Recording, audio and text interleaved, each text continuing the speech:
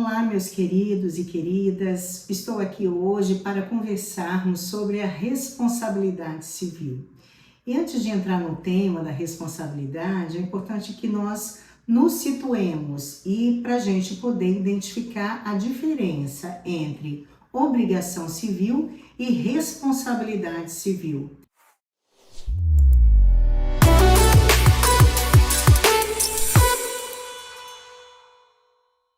A responsabilidade civil advém como consequência de uma ação ou conduta anterior. Não se trata de uma obrigação originária, mas de um dever de reparação. Já a obrigação civil é o dever dos cidadãos em cumprir com todas as normas civis impostas pelo ordenamento jurídico. Essa diferenciação, ela advém da própria lei. Ela está estabelecida na Constituição Federal, no Código Civil, bem como na Lei de Introdução ao Código Civil. Na Constituição está descrito no artigo 5º, quando evidencia que todos são iguais perante a lei, sem distinção de qualquer natureza, garantindo-se aos brasileiros e aos estrangeiros residentes no país a inviolabilidade do direito à vida, à liberdade, à igualdade, à segurança e à propriedade nos termos seguintes. Aí vem, e apresenta ali os dois dispositivos, sendo que no segundo diz assim, ninguém será obrigado a fazer ou deixar de fazer alguma coisa, senão em virtude de lei. Então eu apresentei para você um caso de obrigação civil. E também na lei de introdução ao Código Civil, ninguém se excusa de cumprir a lei alegando que não a conhece. É uma outra situação também da mesma natureza. Feita essa distinção, a gente passa a falar verdadeiramente sobre a responsabilidade civil. No contexto histórico, primeiramente, a responsabilidade civil, ela advém desde os longínquos tempos, mas a responsabilidade não era vista como é vista hoje. De fato, a responsabilidade era tida como a vingança, uma vingança privada. Foi assim na lei de Talião, quando se estabelecia a lei olho por olho, dente por dente, porque a violação a um dispositivo legal aplicar-se-ia uma sanção, uma pena monstruosa, uma pena à altura daquela infração. Mas com o decorrer do tempo, com o avanço da sociedade, essa situação foi modificando e hoje não se trata mais de um apenamento tão esdrúxulo, tão absurdo. É de acordo com a proporção e de acordo com a evolução dos tempos. E quais seriam então os requisitos para a reparação dos danos? Seriam a conduta, o dano, o nexo de causalidade e a culpa, em sentido estrito. Em determinados casos, é verdade. A conduta nada mais é do que uma ação ou omissão, uma conduta humana que possa produzir consequências jurídicas. Eu vou dar aqui um exemplo. Eu estou dirigindo, o sinal fica vermelho, eu não paro, eu não obedeço aquela ordem, que é o sinal vermelho de parar, e nesse interim eu atropelo uma pessoa que está atravessando a rua. Então eu pratiquei uma conduta que desferiu um resultado danoso àquela pessoa. E nós temos também casos, de omissão. Agora vamos partir para o segundo requisito, que é o dano.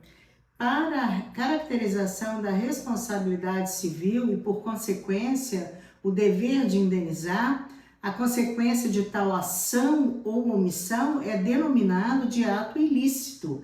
Então, esse ato ilícito deve configurar o dano, porque se não houver o dano, não haverá o dever de indenizar. É o mesmo exemplo que eu passei aqui anteriormente, Eu causei um dano, Um dano talvez de ordem não material, porque eu abalroei a pessoa, eu machuquei a pessoa, então eu a lesionei. Para exemplificar, alguns dispositivos do Código Civil que fala dessa responsabilidade civil, Nós temos aqui o artigo 186 do Código Civil, que diz que aquele que, por ação ou omissão voluntária, negligência, imprudência, violar direito e causar dano a outrem, ainda que exclusivamente moral, comete ato ilícito.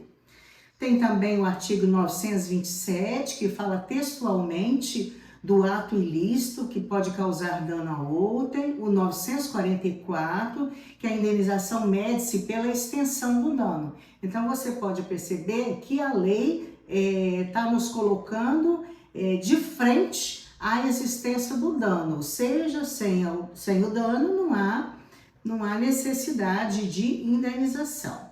O outro requisito seria o nexo de causalidade. É o que liga a conduta ao dano e é justamente o nexo de causalidade ou nexo causal. Se há apenas uma conduta sem dano, não há que se falar em responsabilidade civil. Nesse exemplo que eu dei, embora eu tenha avançado o sinal vermelho, mas não tinha ninguém naquele momento e eu, felizmente, não colidi com nenhum objeto ou nenhuma pessoa. Então, nesse caso, não houve nexo de causalidade. Eu pratiquei uma conduta, mas que não chegou a se verificar um dano.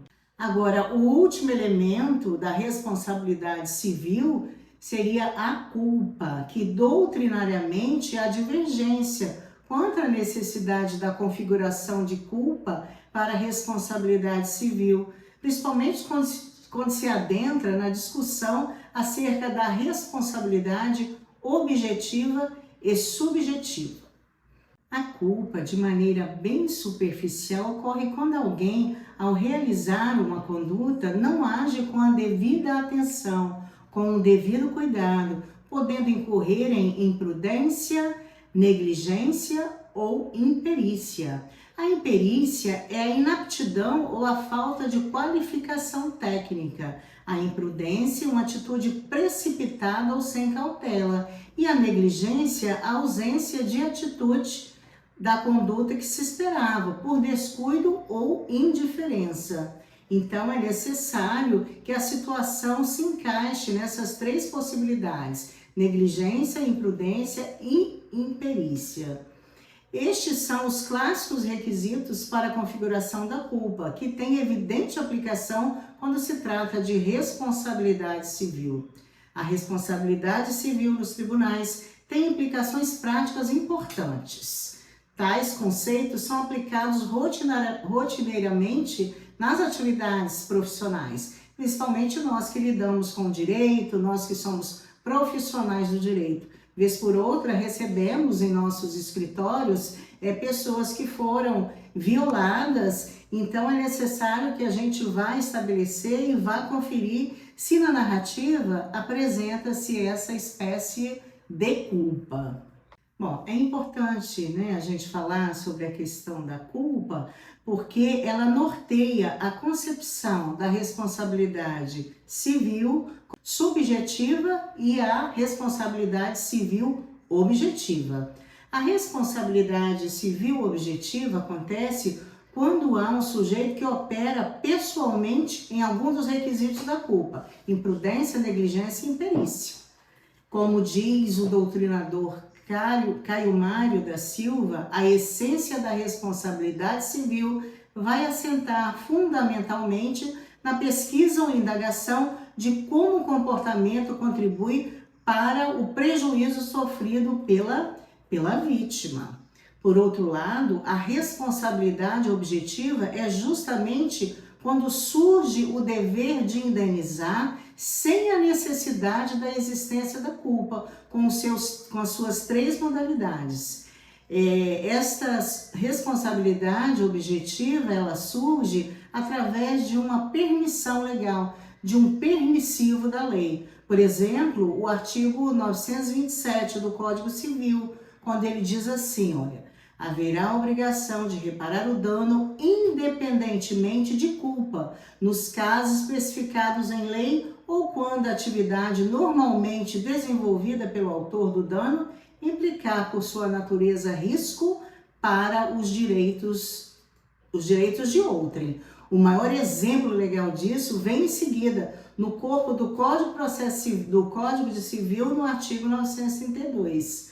Então, são também responsáveis pela reparação civil, os pais pelos filhos menores que estiverem sob sua autoridade, etc., o empregador ou comitente pelos seus empregados, entre outros, os donos dos hotéis, os que gratuitamente houverem participado dos produtos do crime, até a concorrente quantia. Então, se você percebeu, é a própria lei que traz qual é o critério da responsabilidade objetiva. Não exige culpa, todavia a lei aponta que responsabilidade é essa. Nós temos também o exemplo do Código de Defesa do Consumidor, onde ele atribui a responsabilidade objetiva ao produtor, ao construtor e o importador. Está lá no artigo 12, quando diz que os próprios, eles respondem pelo dano do produto, independente da existência de culpa. Então, isso é uma situação assim, já bastante pacificada nos tribunais superiores, de forma que nós, juristas, assim, não temos dúvidas, né, destas assertivas. Outra situação bastante interessante que a gente pode falar aqui com relação à responsabilidade civil é a responsabilidade civil contratual e não contratual, ou seja, extracontratual. A responsabilidade contratual advém justamente do contrato, ou melhor dizendo, das cláusulas, né, que foram inseridas naquele contrato que você formulou com o seu contratante. Então, é muito interessante que nós fiquemos assim bastante atentos com relação a essas implicações da responsabilidade contratual. Segundo a professora Maria Helena Diniz, para haver responsabilidade contratual, será preciso demonstrar a presença dos seguintes requisitos. Não é tão simples não, gente. Nós temos que olhar 4 ou 5 requisitos para a configuração desta responsabilidade. Quais sejam a obrigação violada, o nexo de causalidade, a culpa, pois a impossibilidade de cumprir a obrigação sem culpa do devedor equivale ao caso fortuito e força maior, que libera o devedor sem a possibilidade de qualquer ressarcimento. E a outra, por último, né? O último requisito é o prejuízo do credor, pois se não houver prejuízo a um bem ou interesse material ou moral, não haverá também a responsabilidade. E quais seriam, então, as excludentes da responsabilidade civil? Um outro assunto, assim, muito importante, que bate sempre a porta dos escritórios de advocacia, é com relação às excludentes da ilicitude, da responsabilidade civil. É importante considerar porque algumas delas, assim, afastam, diminuem ou excluem a responsabilidade civil. Nós temos aqui a legítima defesa, o estado de necessidade ou a remoção de perigo iminente, o exercício regular do direito ou das próprias funções, as excludentes do nexo de causalidade, fato exclusivo da vítima ou de terceiro, caso fortuito ou força maior, que exclui também a responsabilidade civil. E a cláusula de não indenizar, que vem estipulada no contrato celebrado entre as partes. A legítima defesa e o estado de necessidade, nós localizamos o conceito dos mesmos assim no Código Penal brasileiro, né, que está estabelecido. E nós, no âmbito do direito civil, nós podemos também utilizar esses conceitos. Olha, legítima defesa. Entende-se em legítima defesa quem, usando moderadamente dos meios necessários, repele injusta agressão, atual ou iminente, a direito seu ou de outrem. O estado de necessidade também, a gente pega desse conceito do penal, porque está estabelecido lá o seguinte, olha, considera-se em estado de necessidade aquele que pratica ato para salvar de perigo atual, que não provocou por sua vontade, nem podia de outro modo evitar, direito próprio ou alheio, cujo sacrifício, nas circunstâncias, não era razoável exigir-se. Por exemplo, um estado de necessidade. Eu estou na praia, tranquila e tal, e vejo uma pessoa se afogando. não tem, né, aquela pessoa que cuida lá, o guardador, lá, o agente lá municipal, o salva-vidas, né? Então, tem eu lá, que sou uma exímia nadadora, vejo aquela pessoa se afogando e saio em disparada. Quando eu saio em disparada, eu vou quebrar, abalroar um objeto muito valioso que está lá na praia de alguém, ou um telefone celular, por exemplo, um iPhone aí de última geração, tropeço nele e jogo ele para dentro do mar. Mas olha, eu estava em estado de necessidade. Eu ia salvar aquela pessoa que estava em perigo iminente. Nesse caso, mesmo que o dono do celular me acione judicialmente, eu vou alegar o estado de necessidade para excluir essa minha responsabilidade civil. E por aí vai, né? Seriam vários exemplos assim que eu poderia dar nesse sentido. E assim, para finalizar nesse nosso bate-papo, assim, de uma forma bem breve, queria falar também que a responsabilidade civil, ela se aplica em várias áreas. Como eu falei aqui, ela se aplica no direito do consumidor, né? Que vem estabelecido lá no artigo 12, textualmente essa questão. No direito digital também, onde a Lei Geral de Proteção de Dados traz previsão específica acerca dessa responsabilidade. Então, é um assunto assim muito empolgante, um assunto muito legal de se falar, porque reflete no nosso dia a dia. Nós praticamos, né, todos os dias ações, omissões, então é importante que a gente pare para analisar se a nossa ação ou omissão terá ou não repercussão no mundo jurídico. Era isso, pessoal. Eu agradeço muito esse momento que vocês pararam um pouquinho para me ouvir, tá bem? Um abraço a todos e muito obrigada.